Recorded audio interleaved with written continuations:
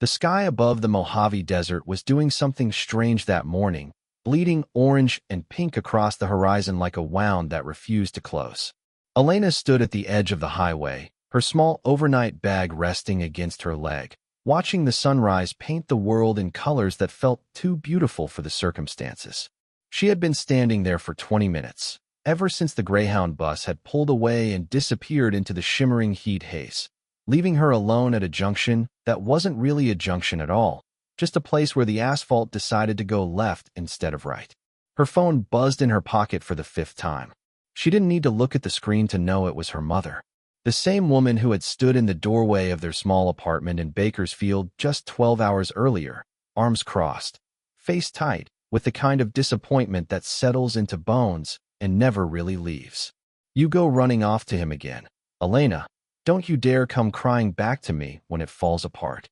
The words still stung, not because they were cruel, but because they carried the weight of prophecy. Mothers had a way of knowing these things, of seeing the cracks in foundations that daughters refused to acknowledge until the whole structure came crashing down. Elena was 23 years old enough to make her own mistakes, young enough to believe that love could fix anything if you just tried hard enough. Her reflection in the dusty window of the abandoned gas station across the road showed a girl who looked younger than her years, dark hair pulled back in a messy ponytail, brown eyes carrying shadows that had nothing to do with the early hour. She checked her phone. No messages from Marcus. Not since the text that had summoned her here. 3 words that had launched 1,000 desperate hopes. I need you. That was 48 hours ago. 48 hours of packing, of lying to her boss at the diner about a family emergency, of borrowing money from her cousin who couldn't afford to lend it, of sitting on a bus for 8 hours watching the California landscape blur past like memories you couldn't quite hold on to. The gas station was truly abandoned, its windows boarded up, its pumps wrapped in plastic that had long since torn and flapped in the desert wind like surrender flags.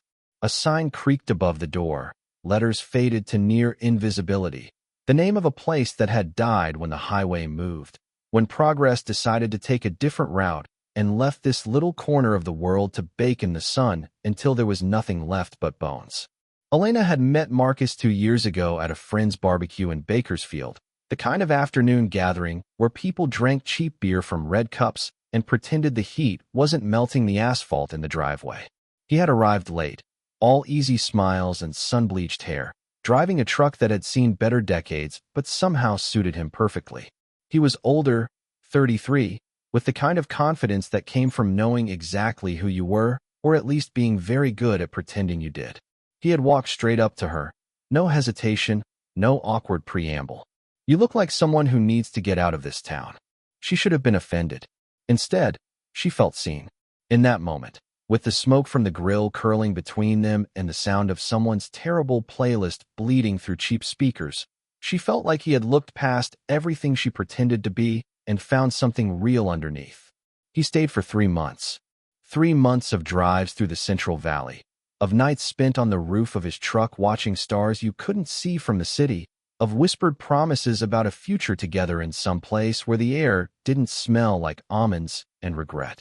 He talked about the desert the way other people talked about ocean views, with reverence, with longing, with the kind of hunger that suggested he had left something important behind there and needed to go back and find it. Then he left. Not cruelly, not without explanation. There was always an explanation with Marcus. His mother was sick. His brother needed help with the business. The truck needed repairs he couldn't afford in Bakersfield. He would come back. He always came back. And he always did. Every few months, a text would arrive, a phone call late at night when the loneliness pressed heaviest against her chest. He would appear at her door with that same easy smile, and she would let him in, and for a few weeks or sometimes just a few days, they would pretend that this time was different, that this time he would stay. The last time was 3 months ago. He had shown up with a bruise on his jaw he wouldn't explain and a restlessness in his eyes that frightened her more than the bruise did. They had fought, the way you fight when you're both too tired to say what you really mean, and he had left before sunrise, leaving nothing behind but the indentation of his head on her pillow and the faint smell of his cologne that lingered for weeks like a ghost. Now he was somewhere beyond this abandoned junction, somewhere in the miles of desert that stretched ahead like an unanswered question.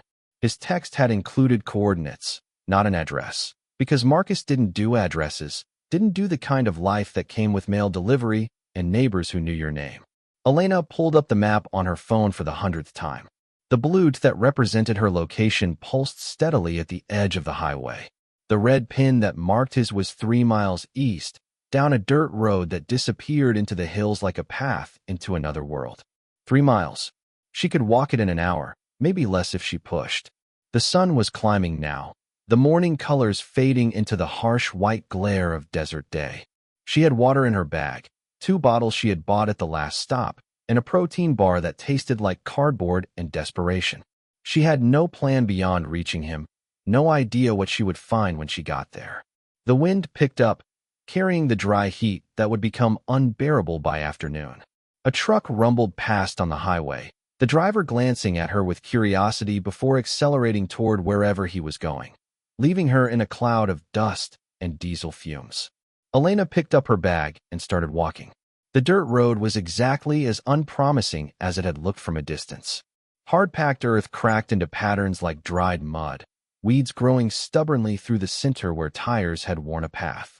The hills rose on either side, brown and scrubby, dotted with Joshua trees that stood like sentinels guarding secrets too old to share. She thought about calling her mother, just to let someone know where she was, just to hear another human voice that wasn't the echo of her own footsteps. But the reception was already fading, bars dropping one by one until her phone became nothing more than a camera and a compass. 20 minutes in, she stopped. The road had forked without warning, one path continuing straight into a canyon, the other curving right toward a cluster of rocks that looked like they had been arranged by hands much larger than human. She checked her phone, but the coordinates had frozen, the map unable to decide which way was correct in this place where satellites seemed to lose interest. A sound drifted on the wind, faint but unmistakable. A voice, or something like a voice, carried from somewhere ahead. Not words exactly, but the shape of words, the echo of someone trying to be heard across distance. Elena cupped her hands around her mouth. Marcus. The wind stole her voice, scattered it across the rocks and dirt. No response came, just that same faint sound, rising and falling like the desert itself was trying to speak. She chose the right path, the one toward the rocks, because something about that direction felt more urgent, more like the place where secrets went to hide. The ground grew rougher, the incline steeper, and she found herself climbing more than walking, using her hands to steady herself against boulders that held the morning's remaining coolness in their shadows. At the top of the rise, she stopped again. Below her, in a small valley hidden from the road, was a structure. Not a house exactly, more like a cabin, or what remained of one. Its walls were weathered gray, its roof patched with materials that didn't quite match, and smoke rose from a chimney that should have been too old to draw properly. A figure stood outside, too far away to recognize, too still to be doing anything other than watching her watch them. Elena's heart hammered against her ribs as she began the descent, her feet slipping on loose stones, her breath coming faster than the exertion warranted. As she drew closer, the figure resolved into a man, but not Marcus. Shorter, broader, with white hair that caught the sun like a signal fire. He waited until she was close enough to see the deep lines in his face, the way his eyes squinted against the light like someone who had spent decades looking into distances. "You're too late," he said, his voice carrying the rasp of too many cigarettes or too much silence. "He's gone." Elena's bag slipped from her shoulder, landing in the dirt with a thump that sounded final. "Gone where?" The old man shook his head slowly, the motion carrying something that might have been pity or might have been exhaustion. "That's not the question you should be asking. The question is who he really was, and whether you ever knew him at all." He turned and walked toward the cabin, leaving her standing in the dust with the weight of words that felt like stones dropped into deep water, sinking toward truths she wasn't sure she wanted to find. The cabin smelled of wood smoke and coffee and something else, something Elena couldn't quite identify at first, something metallic and old that lingered in the corners like a memory that refused to fade. She stood in the doorway, her eyes adjusting to the dim interior after the brutal brightness outside, watching the old man move with the practiced ease of someone who had lived in small spaces for a very long time. His name, he had offered without being asked, was Frank. He had been here 17 years, he said, long enough to watch the seasons paint the desert in colors most people never got to see. He didn't ask why she had come, didn't seem curious about the girl standing in his doorway with dust on her jeans and fear in her eyes. He just poured 2 cups of coffee from a pot that had been sitting on the wood stove long enough to turn thick and dark, and pushed one toward her across a table scarred by decades of use. "Sit down before you fall down," he said, not unkindly. "You've got a long walk back." Elena ignored the chair, her hands wrapped around the warm mug more for something to hold than any desire for coffee. "You said he's gone. Marcus. You know him." Frank took a long sip of his coffee, studying her over the rim of his cup with eyes that had gone pale with age but still held the sharpness of someone who noticed everything. "I know a lot of people who pass through here. Most of them don't stay. Your boy, he stayed longer than most. 3 weeks, give or take. 3 weeks. Marcus had been here 3 weeks, not 3 days, not a quick visit to handle some mysterious business. He had been living in this valley, in this cabin or one like it, while she was back in Bakersfield waiting for messages that never came, checking her phone every few minutes like a prayer. "He didn't tell me he was coming here," Elena said, the words coming out smaller than she intended. "He just said he needed me." Frank nodded slowly, the way you nod when someone tells you something you already knew. That sounds like him. Marcus always needed people. The question is what he needed them for. The metallic smell was stronger inside, and Elena finally placed it. Blood. Not fresh, not overwhelming, but present, like something had been cleaned up recently, but not quite thoroughly enough.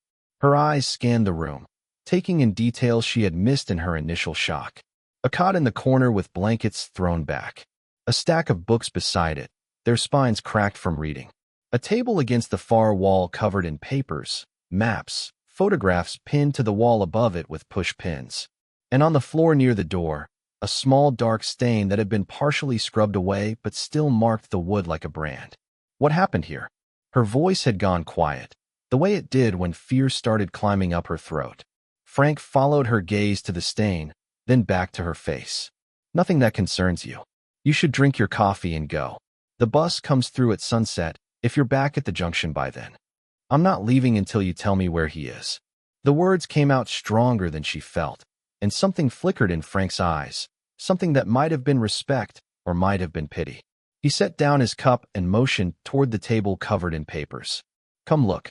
Maybe you'll understand why I can't tell you where he is, because I don't know. And maybe you'll understand why that's the least of your worries." Elena crossed the room slowly, her footsteps loud in the silence. The photographs on the wall showed landscapes mostly, desert scenes she didn't recognize, canyons and rock formations, and dry riverbeds. But among them, tucked in the corner where the light didn't quite reach, was a photograph of a woman. Young, maybe 30, with dark hair and eyes that held the same shadows Elena saw in her own reflection. "That's his mother," Frank said from behind her. "Taken about 20 years ago, just before she died out here." Elena's hand reached for the photograph, then stopped, afraid to touch it, afraid of what touching it might make real. "He told me his mother was still alive. He said he had to go see her sometimes, that she was sick. I know what he told you. I know what he told everyone. The question is whether any of it was true." Frank moved to the table and began sorting through papers, his weathered hands surprisingly gentle as they lifted stacks of documents. Maps marked with routes Elena couldn't follow, notebooks filled with handwriting she recognized as Marcus's even from across the room. "He came here looking for something," Frank continued. "Something he believed was hidden in these hills, something his mother had told him about before she died. He spent weeks hiking, mapping, searching, got himself lost more times than I could count. I'd find him wandering in the dark, half dehydrated, talking about treasure like a man possessed." Treasure? The word felt absurd in this place, in this moment, surrounded by nothing but dust and rock and the bones of old dreams. His mother's words, not mine. She was sick at the end, sick in her mind as much as her body. She filled his head with stories about something valuable she had hidden, something that would change everything, something only he could find. By the time she died, He had built it into something bigger than any reality could match. Elena thought about Marcus's restlessness, his inability to stay in one place, his constant talk of futures that never arrived. She thought about the way his eyes would go distant when she asked about his past, the way he deflected and redirected until she forgot she had asked anything at all. He found something, Frank said quietly. 3 days ago. Came back here with dirt on his clothes and something in his eyes I'd never seen before. Not happiness, not relief, something closer to fear. The metallic smell seemed stronger now, or maybe Elena was just more aware of it, her senses sharpening as the story unfolded toward whatever darkness waited at its end. What did he find? Frank shook his head. He wouldn't say, just started packing, gathering supplies, making plans to go back out the next morning. I tried to talk to him, tried to understand what had changed, but he just kept saying he had to fix something, had to make it right before it was too late. Too late for what? That's what I asked him. He looked at me like I'd just appeared from another dimension, like the question itself didn't make sense. Then he said something I haven't been able to stop thinking about. Frank paused, his eyes meeting Elena's with an intensity that made her breath catch. He said, "She deserves to know the truth, even if it destroys her. Even if it destroys me." The words hung in the air between them, heavy with meaning Elena couldn't quite grasp. She deserved to know the truth. Did he mean her? Had he been talking about her, about the girl waiting in Bakersfield for a sign that he still existed? Where did he go? She asked again, but this time the question carried different weight, different urgency. Frank moved to the window, looking out at the hills that surrounded the cabin like walls. There's a place about 5 miles east, an old mining claim that's been abandoned since the 50s. He went there a lot, spent more time there than anywhere else. I checked this morning, after I found. He stopped, and the silence that followed was louder than anything he had said. After you found what? Frank turned from the window, and for the first time, Elena saw something in his face that looked like genuine pain. After I found his truck, abandoned about a mile from here. Doors open, keys still in the ignition, and blood on the driver's seat. More blood than a person can lose and keep walking. The world tilted slightly, the edges of Elena's vision going gray. She grabbed the edge of the table to steady herself, her fingers landing on a stack of papers that scattered across the floor. Among them, half hidden beneath a map of the surrounding area, was a photograph she hadn't noticed before. A photograph of her, taken recently, from a distance, showing her standing outside the diner in Bakersfield where she worked, her face half turned toward the camera like she had been caught in an unguarded moment. Why does he have this? Elena's voice cracked on the words. Why would he have a picture of me? Frank crossed the room and looked at the photograph, his expression shifting through emotions too fast to read.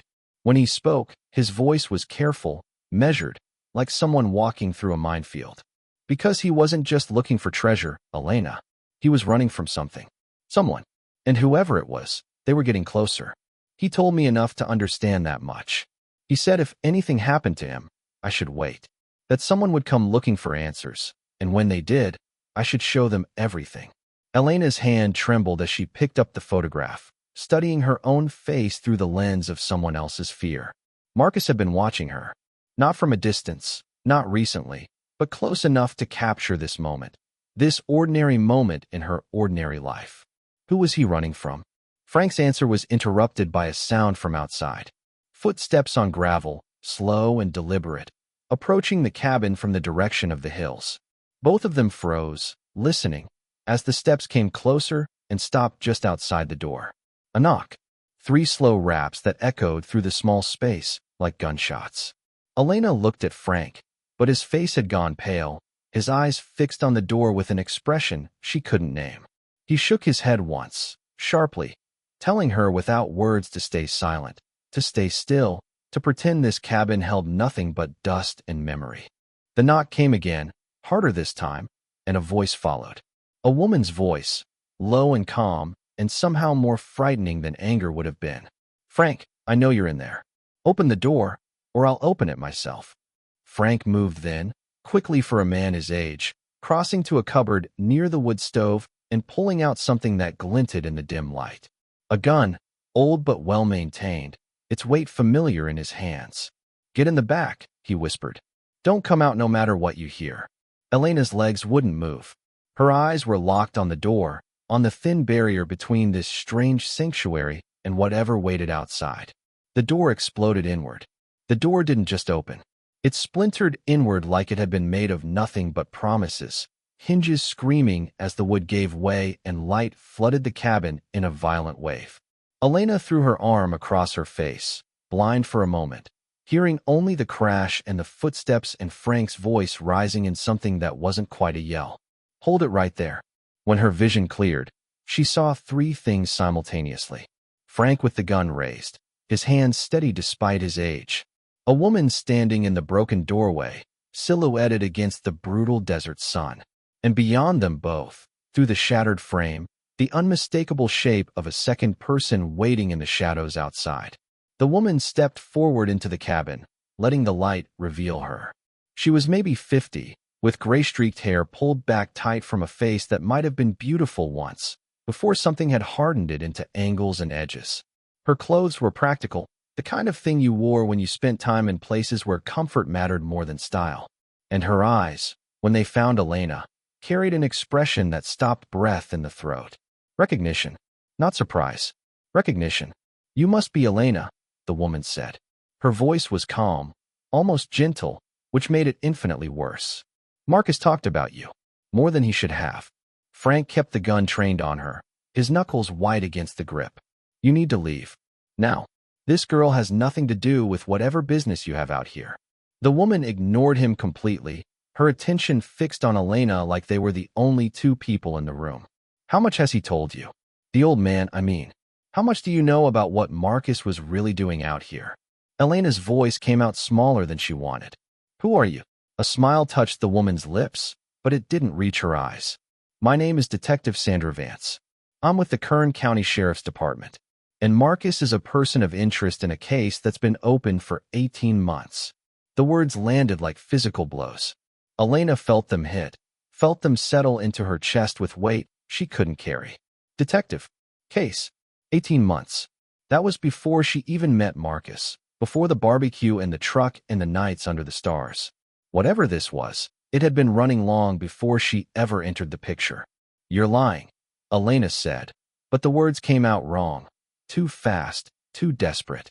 Vance reached into her jacket slowly, watching Frank's reaction, and produced a badge that caught the light. She held it out for Elena to see, long enough to read the name, the department, the official stamp that made it real. "I've been tracking Marcus for a year and a half," Vance continued, lowering the badge but not putting it away. "He's careful, I'll give him that. Never stays in one place long enough to build a pattern. Uses prepaid phones. Cash only, moves like smoke through water. But everyone makes mistakes eventually, and his mistake was you." Elena felt the floor shift beneath her feet. "Me? He called you 3 days ago? Used a phone we were able to trace, just long enough to get a general location. Not the call itself, but the ping before he turned it off. That's how I found this place. That's how I found you. 3 days ago. The call when Marcus had said he needed her. The call that had launched her across the state on nothing but hope and desperation. That call had been a mistake, a crack in whatever wall he had built around himself, and that crack had led this woman straight to his door. Frank hadn't lowered the gun. "You came alone? No backup, no squad cars. Doesn't look like official police business to me." Vance's eyes flicked to him briefly, then returned to Elena. "This isn't official. Not anymore. I'm supposed to be on leave. Supposed to be home processing things I can't process in a house that's too quiet. But I couldn't let it go. Couldn't let him disappear again." The second person from outside appeared in the doorway now, a younger man in his 30s with the same watchful eyes, the same practical clothes. He didn't enter, just stood there blocking the exit, his presence a reminder that leaving wasn't an option. "This is Detective Miller," Vance said. "My partner, before everything went sideways. He's not supposed to be here either." Miller nodded once at Elena, then scanned the cabin interior with the practiced efficiency of someone trained to notice everything. His gaze stopped on the table, on the papers scattered across the floor, on the photograph of Elena still clutched in her hand. "He was watching you," Miller said. "It wasn't a question. For how long, do you know?" Elena shook her head, unable to form words. How long had Marcus been observing her before that barbecue? How much of their meeting had been chance, and how much had been something else entirely?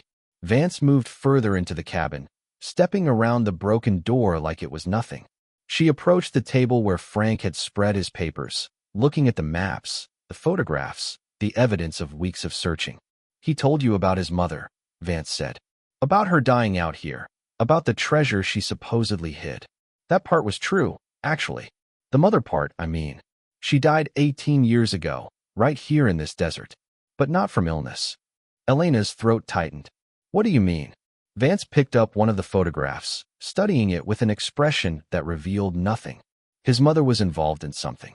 Something illegal, something that got her killed. The case was never solved, never really investigated properly. Small town, limited resources, everyone assumed it was just another desert tragedy. But Marcus never believed that. He spent his whole life trying to find out what really happened to her. Frank lowered the gun slightly, his attention caught despite himself. He never told me that. He said she was sick. Because that's easier than the truth. The truth is complicated. The truth is that his mother was mixed up with people who would kill to keep secrets buried. And the truth is that Marcus came back here not just to find answers, but to find evidence. Something he believed she had hidden, something that would prove who killed her and why. The metallic smell seemed stronger now, or maybe Elena was just more aware of it, her mind connecting it to the story unfolding in front of her. Blood. Violence. A mother dead in the desert 18 years ago, and a son who had spent his whole life trying to understand why. The blood on the truck, Elena whispered. Is that his? Is he hurt? Vance and Miller exchanged a look that carried too much meaning, too much they weren't saying. We don't know, Miller said finally. We found the truck about 2 hours ago, called it in anonymously, got a team heading out here. But we couldn't wait.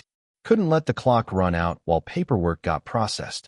Frank moved to the window, looking out at the hills with an expression Elena couldn't read. He went to the mine. I'm sure of it. He talked about it constantly, said he was getting close, said another day or two and everything would make sense. The mine, Vance repeated. Which mine? There's an old claim about 5 miles east. Worked briefly in the 50s, abandoned when the vein played out. He went there almost every day, came back with rocks and dirt and nothing else. But 3 days ago, something changed. He came back different. Scared. 3 days ago. The same day he had called Elena. The same day he had said he needed her, the words that had pulled her across the state and into this nightmare. Elena found her voice again, stronger now, pushed forward by something that felt like the last of her hope. Take me there. To the mine. If he's hurt, if he needs help, every minute we stand here talking is a minute he doesn't have. Vance studied her for a long moment, searching for something in Elena's face. You love him. It wasn't a question, but Elena answered anyway. I don't know what I feel anymore. But I came all this way because he asked me to. I'm not stopping now. Something shifted in Vance's expression, something that might have been respect or might have been pity. She nodded once, sharply, and turned to Miller. Stay here with Frank. Go through everything. See if there's anything we missed. I'll take her to the mine. Miller started to protest, but Vance cut him off with a look that brooked no argument. If something happens to me out there, you know what to do. But we're out of time for protocols and procedures. He could be bleeding out while we stand here deciding who's in charge. Frank moved away from the window, his face set in lines of determination. I'm coming too. I know these hills better than anyone alive. If he's out there, I can find him faster than maps and guesswork. Vance considered him for a moment, then nodded. Grab whatever you need. Water, first aid, something to signal with if we get separated. We move fast, and we move quiet. No telling who else might be out there. The words hung in the air, heavy with implication. Who else? The people who had killed Marcus's mother. The people who might still be watching, still waiting, still willing to kill again to keep their secrets buried. Elena grabbed her bag from where it had fallen, hands shaking as she checked her water bottles, her phone with its useless lack of signal, the protein bar she had forgotten to eat. Outside, the sun had climbed higher, the heat building toward the brutal peak of afternoon. Somewhere in those hills, Marcus was waiting, or bleeding, or already gone beyond any help she could offer. As they stepped through the broken doorway into the white glare of desert day, Elena caught sight of something on the ground near where Marcus's truck had been found. A scrap of fabric, caught on a thorn bush, fluttering in the hot wind like a signal flag. Blue plaid. The same blue plaid as the shirt Marcus had been wearing in the last photograph he had sent her, months ago, when things were simpler and the future still felt like something you could hold in your hands. She bent and picked it up, the fabric warm from the sun, and tucked it into her pocket like a talisman, like proof that he had been here, that he was real, that somewhere ahead on this path of dust and stone, answers waited that would either save her or destroy her completely. Vance was already moving, her stride long and certain, following tracks that Elena couldn't see but that the detective read like a language written specifically for her. Frank followed behind, his old legs carrying him with surprising speed, his eyes scanning the hills with the vigilance of someone who had learned long ago that danger could come from anywhere. The desert swallowed them whole, the cabin disappearing behind them until there was nothing but rock and sky and the distant promise of mountains that never seemed to get closer. And ahead, somewhere in the shimmering heat, a mine shaft waited in the darkness, holding secrets that had waited 18 years to be found. The heat hit them like a wall the moment they cleared the last shadow of the cabin's surrounding rocks. Elena felt it pressing down, heavy and suffocating, turning the air into something you had to fight to breathe. Frank moved ahead with the certainty of someone who had walked these paths 1,000 times, his eyes on the ground, reading stories in the dust that Elena couldn't see. Vance walked beside her, close enough that their shoulders almost touched, close enough that Elena could feel the tension radiating from the detective's body like heat from the desert floor. "How did you know?" Elena asked, her voice rough from the dry air. "About Marcus. About any of this." Vance didn't look at her, her eyes fixed on the trail ahead. "His mother's case landed on my desk 8 years ago. Cold case, barely any files. Everyone assumed it would stay cold forever. But something about it bothered me. A woman dead in the desert. No real investigation. Witnesses who remembered nothing. Evidence that had conveniently disappeared. And you kept working it. For 8 years, on and off. Whenever I had time, whenever the department would let me. Marcus was just a name in the file at first, the son who had been sent to live with relatives after she died. But the more I dug, the more I realized he was doing his own investigation. Asking questions, stirring things up, getting too close to answers someone wanted to stay buried. The trail curved upward, winding between rocks that threw strange shadows across their path. Elena's legs burned from the climb, her lungs protesting each breath of the thin, hot air. 3 months ago, he found something, Vance continued. I don't know what, but I know it changed everything.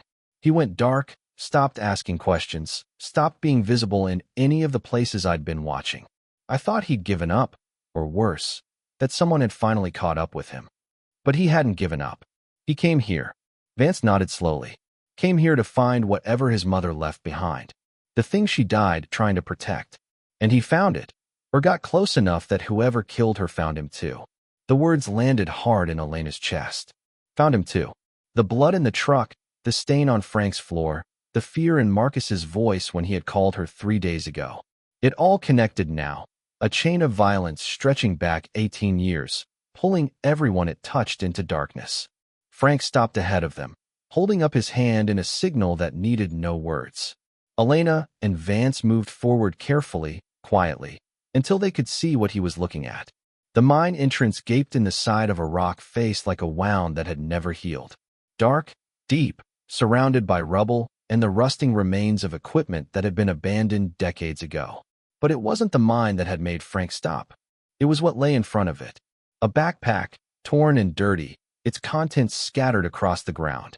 A water bottle, crushed as if by something heavy. And near the entrance itself, a dark smear that could only be one thing.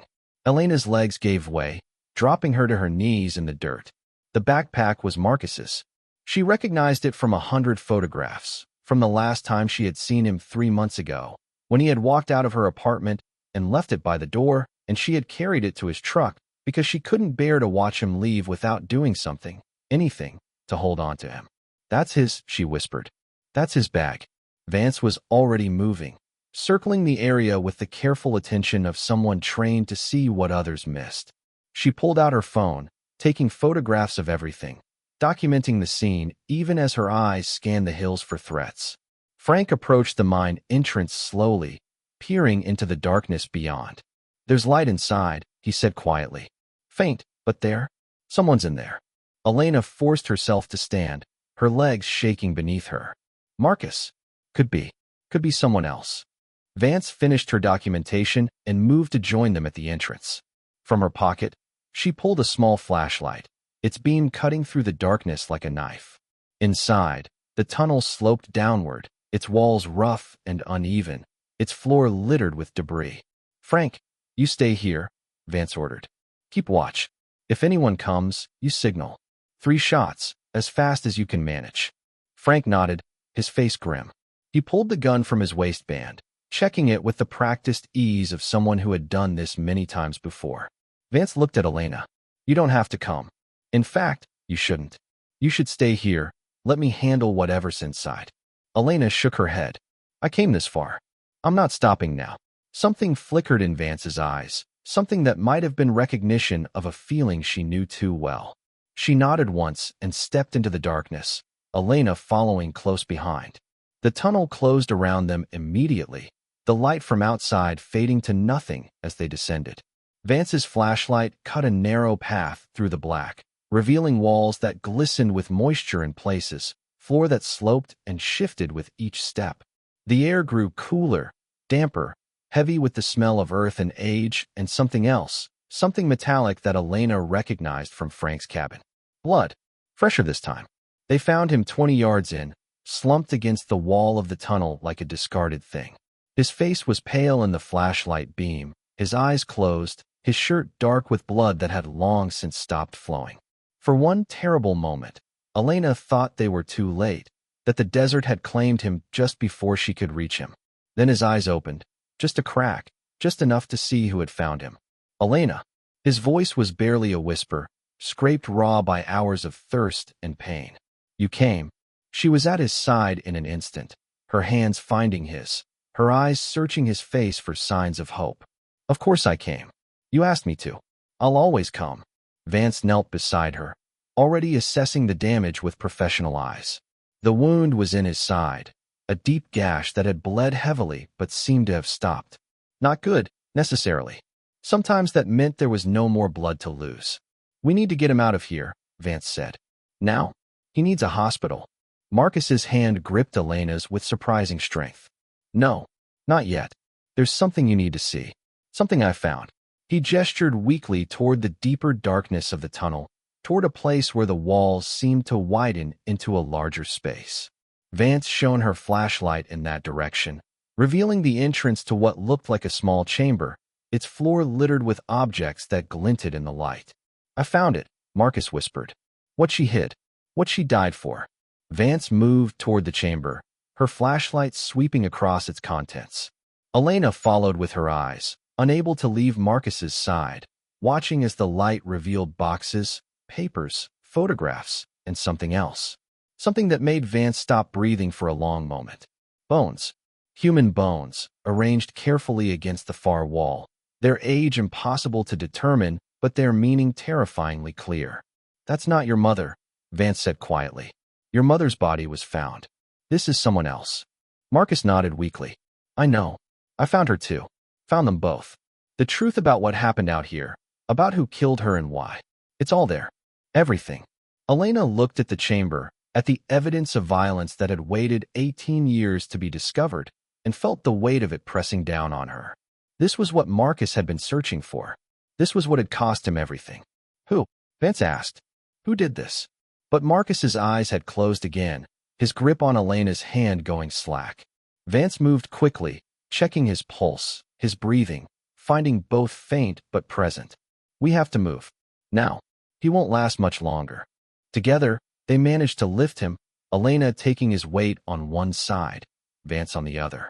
He was lighter than she expected, lighter than a man his size should be, as if the desert had already begun claiming pieces of him. They half-carried, half-dragged him toward the entrance, toward the light that grew brighter with each painful step. Behind them, in the darkness of the chamber, the bones waited. The truth waited. The answers that had cost 18 years of searching waited to be found by someone who would live to tell the story. Frank appeared at the entrance as they emerged, his face shifting from watchful alertness to urgent concern as he saw their burden. He moved to help without being asked, taking some of Marcus's weight, guiding them toward the shade of a nearby rock formation. "Truck's coming," he said. "Saw dust on the horizon about 10 minutes ago. Could be Miller, could be someone else." Vance laid Marcus down carefully, checking his wound again, finding it still closed, but knowing that meant nothing. Internal bleeding could kill just as surely as external, just more quietly. "Elena, stay with him. Keep him awake, keep him talking. Frank, with me. We need to see who's coming before they see us." They moved away, leaving Elena alone with the man she had crossed a state to find. His eyes fluttered open again, finding her face with an effort that cost him visibly. "I'm sorry," he whispered. "I'm so sorry. I should have told you everything. I should have let you decide instead of just disappearing." "Tell me now," Elena said, her voice cracking. "Tell me what happened. Tell me the truth." Marcus's chest rose and fell with labored breathing. "My mother, she found something. Evidence of what they were doing, the people she worked for. They were smuggling, Elena. Artifacts, drugs, money, everything. She was going to go to the police, but someone warned them. She ran, hid the evidence here, and they followed her. Killed her before she could tell anyone where it was." He coughed, the movement sending pain across his face. "I've been looking for 18 years. Following clues she left, things she told me when I was too young to understand. 3 days ago, I found it. Found the chamber, found the bones of the man who killed her. He didn't get away clean. She fought back, killed him too, and they both stayed here in the dark while the world forgot they existed. The bones in the chamber. The second set. Marcus's mother had taken her killer with her, had made sure he paid for what he did, had left them both as evidence of the violence that had ended her life. "The people she worked for," Elena said. "Are they still out there? Are they the ones who did this to you?" Marcus nodded weakly. "Someone's been watching. For weeks. I didn't know until it was too late. They followed me here, waited until I found what I was looking for, then moved in. I got away, but not clean. Not clean." His hand found hers again, squeezing with the last of his strength. "I called you because I was scared. Because I needed someone to know the truth if I didn't make it out. Because I love you, Elena. I know I don't deserve you. I know I've done everything wrong. But I love you and I needed you to know that before the end." Elena felt tears streaming down her face, felt the heat of them against her skin, felt the weight of everything crashing down around her. "You're not going to die. Do you hear me? You're not going to die out here." From somewhere beyond the rocks, the sound of an engine grew louder. Voices followed, too distant to understand, but carrying the unmistakable tone of authority. Police, or something pretending to be police, arriving to claim whatever waited in the darkness below. Vance appeared at the edge of the rocks, her face grim. "It's Miller." He brought backup. The whole thing's about to become official. Relief flooded through Elena, followed immediately by fear. Official meant hospitals, meant evidence, meant Marcus being taken somewhere she couldn't follow. Official meant the end of this strange journey, the moment when reality reasserted itself, and she became once again just a girl from Bakersfield who had loved the wrong man. But as the first uniforms appeared over the rise, as the medics rushed forward to take Marcus from her arms, as the questions began and the statements were taken and the evidence was cataloged for a case that would finally see justice after 18 years, Elena held on to one thing. The truth was out now. Whatever happened next, whatever roads diverged from this moment, Marcus had given her that. The truth, and the last tear he shed as they loaded him onto the stretcher, a tear that caught the afternoon light like a diamond, like a promise, like a goodbye that carried more meaning than any words ever could. The hospital in Ridgecrest was too bright and too clean, the kind of place that tried to scrub away the reality of what happened to people who ventured into places they shouldn't go. Elena sat in a plastic chair in a waiting room that smelled of antiseptic and stale coffee, her hands wrapped around a paper cup she hadn't drunk for hours, watching the clock on the wall move in increments too slow to measure. Marcus had been in surgery for 4 hours. For hours of doctors coming and going, of nurses with carefully neutral expressions, of Vance appearing occasionally with updates that said nothing and everything. The wound had been worse than it looked, the internal damage more extensive. He had lost too much blood, been without water too long, pushed his body too far in the darkness of that mine. But he was alive. That much they knew. Everything beyond that was speculation, hope, the kind of waiting that turned minutes into lifetimes. Vance appeared in the doorway, her face showing the same exhaustion Elena felt in every bone. She crossed the room and lowered herself into the chair beside Elena, accepting the silence for a long moment before she spoke. They found everything. The evidence in the mine, the bones, the documents. It's enough to reopen the case, enough to finally give his mother some kind of justice. The people responsible, the ones still alive anyway, they're going to answer for what they did. Elena nodded slowly, the information settling into place alongside everything else she had learned in the past 24 hours. And the ones who attacked him? The ones who've been watching? Vance's expression tightened. We have leads. The truck Marcus was driving was traced back to a man with connections to the original smuggling operation. He's in custody, talking more than he should, trying to save himself by giving up everyone else. It's over, Elena. The part that's been running for 18 years, it's finally over. It should have felt like relief. Instead, it felt like an ending, the kind that left you standing in the rubble of everything you thought you knew, trying to figure out how to build something new from pieces that didn't quite fit. He lied to me, Elena said quietly. For 2 years. About everything. His mother, his past, who he was running from. Every time he said he loved me, every time he promised he'd come back, there was a part of him holding back the truth. Vance was quiet for a moment, choosing her words with care. Fear does strange things to people, makes them protect themselves in ways that hurt everyone they care about. He wasn't trying to deceive you, Elena. He was trying to keep you safe.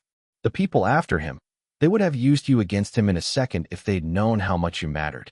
He kept you in the dark to keep you out of the crossfire. The words landed hard, forcing Elena to reconsider everything. The distance, the disappearances, the way he would go quiet when she asked about his past. Not rejection, protection. A twisted kind of love that looked like abandonment, but was really the only way he knew to keep her alive. When can I see him? Vance checked her watch. They're moving him to recovery now. Another hour, maybe less. But Elena, you need to be prepared.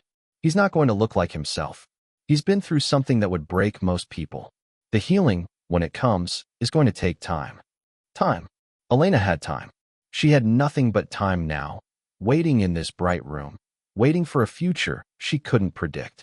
The hour passed like water through fingers, slow and fast at the same time. When the nurse finally appeared and called her name, Elena stood on legs that felt like they belonged to someone else, followed the woman down corridors that all looked the same, stopped outside a door that seemed heavier than it should be. He's awake, the nurse said. Still groggy from the anesthesia, but he's been asking for you. 5 minutes, no more. He needs rest. The room was dim after the brightness of the hallway, the curtains drawn against the desert sun that had tried so hard to kill him. Machines beeped softly, monitoring functions that had nearly ceased entirely just hours ago. And in the bed, small against the white sheets, lay Marcus. His eyes found her the moment she entered, and something in them shifted, opened, became vulnerable in a way she had never seen before. The walls were down now. There was nothing left to hide behind. Hey, he whispered, his voice rough from the tube they had removed only recently. Elena crossed to his bedside, taking the chair that had been left there for exactly this purpose. She reached for his hand, felt his fingers close around hers with a strength that surprised her. Hey yourself. For a long moment, neither of them spoke. The machines beeped. The air conditioning hummed. Somewhere down the hall, a voice announced something over an intercom. But in this room, there was only the two of them, and the weight of everything that had brought them to this moment. I should have told you, Marcus said finally. 1,000 times, I should have told you. Every night, I lay awake thinking about it. Every morning, I woke up promising myself that today would be the day. And then I'd look at you, and I'd see how happy you were, how normal everything felt, and I couldn't do it. Couldn't drag you into my darkness. Elena squeezed his hand. You almost died keeping me out of it. Do you understand that? You almost died alone in that mine, and I would have spent the rest of my life wondering why you left, why you called me and then disappeared, why I wasn't enough to make you stay. You were enough. You were more than enough. That's why I couldn't. I know. Vance explained. I understand why you did what you did. But Marcus, I need you to hear me. I'm not fragile. I'm not someone who needs to be protected from the truth. I would rather have stood beside you through every danger than be left behind in safety, wondering if you were ever coming back. Tears slid down his face, tracking paths through the grime that still lingered from the mine. I'm sorry. I'm so sorry. I know. I forgive you. But things have to be different now. No more secrets. No more running. If we're going to do this, if we're going to try to build something real, it has to be built on truth. Even the ugly parts. Especially the ugly parts. Marcus nodded, the motion costing him visible effort. No more secrets. I promise. Everything I am, everything I've done, you'll know it all. And if you decide it's too much, if you decide I'm too much, I'll understand. Elena leaned forward, pressing her forehead against his, feeling the warmth of his skin, the reality of his presence, the miracle of his survival. I'm not going anywhere. It's going to take more than a desert and a bullet to get rid of me. A sound escaped him, something between a laugh and a sob, and they stayed like that for a long moment, breathing together, existing together, holding on to each other in a way that felt like the first real thing either of them had experienced in years. The nurse appeared in the doorway, her expression soft but firm. Time's up. He needs to rest. Elena pulled back slowly, wiping her own tears with the back of her hand. I'll be here when you wake up. I'm not leaving. Marcus's eyes were already closing, the exhaustion pulling him under despite his efforts to stay awake. But his hand held on to hers until the last possible moment, until sleep claimed him and his grip finally relaxed. Elena sat with him for another minute, watching his chest rise and fall, counting each breath like a gift. Then she stood, pressed a kiss to his forehead, and walked out of the room into a world that looked different than it had when she entered. Vance was waiting in the hallway, leaning against the wall with her arms crossed. He's going to make it. The doctors are optimistic. I know. He's stronger than he looks. Vance pushed off from the wall, falling into step beside Elena as they walked toward the waiting area. What happens now? For you too, I mean. Elena thought about it, really thought about it, for the first time since this nightmare began. I don't know.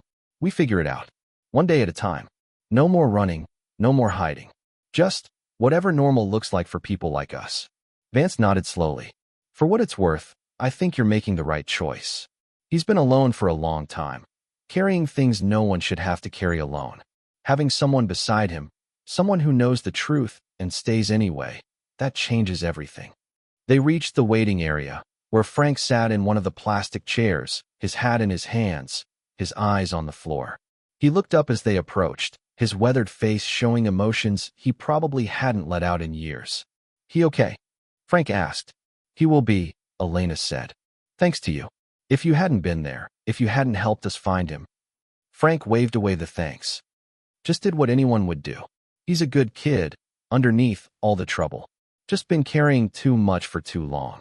Elena sat down beside him, suddenly exhausted beyond anything she had ever felt. What about you? What will you do now? Frank considered the question. Go back, I suppose. Cabin's still there, door's broken, but I can fix it. Desert's still the same as it ever was. It's where I belong. You could stay? For a while at least. Until he's better. I think he'd like that. Something shifted in Frank's expression, something that looked almost like hope. Maybe. We'll see how it goes.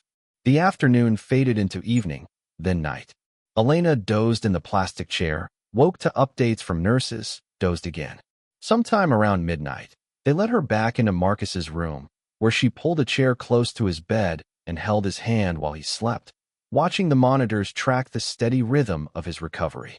In the morning, when the sun rose over the desert and painted the sky in colors that matched the morning she had arrived, Marcus opened his eyes and found her still there. Still holding on. Still present.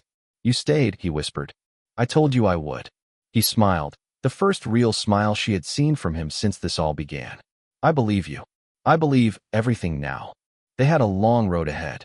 Legal proceedings, recovery, the slow work of building trust from the rubble of secrets. But in that moment, with the sunrise warming the room and the machines beeping their steady reassurance, none of that mattered. What mattered was that he was alive, that she was here, that the truth, however painful, had finally been spoken. And somewhere in the desert, in a mind that would soon become a crime scene, and then a memory, the last tear that Marcus had shed as they carried him out still glistened on the dark earth, holding within it all the fear and relief and hope of a man who had finally been found. Elena whispered goodbye to the night that had passed, to the secrets that had died, to the girl she had been before she understood what love really cost. And in the sunrise, she found the beginning of something new, something built on truth, something that might, finally, last.